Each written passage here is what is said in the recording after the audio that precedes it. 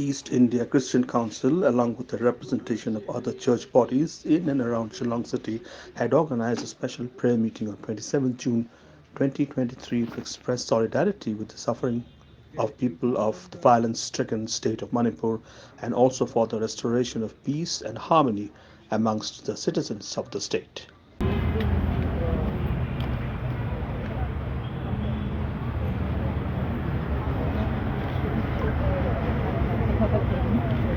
We pray that peace will soon come in Manipur. Violent conflict does not benefit anybody, and it is our prayer.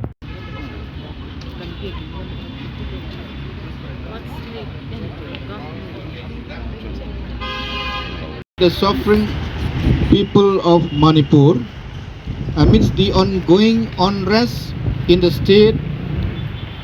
Therefore, as leaders and representatives of various churches, church bodies in and around Shillong gathered this evening to pray for the restoration of peace and harmony in the state, the strife-torn state of Manipur.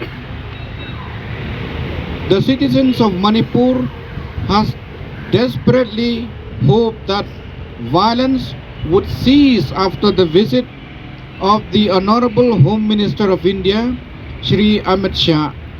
However, to the great dismay, the situation on the ground remained unchanged, bringing about a significant setback and deepening the anguish of the affected population.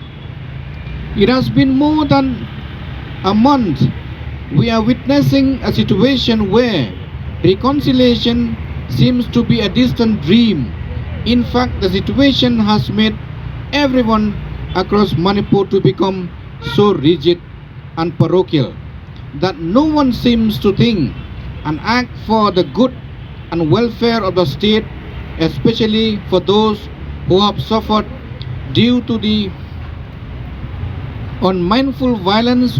By bringing the churches in Northeast India together in this place to have this candlelight vigil as organized with the following intentions as below.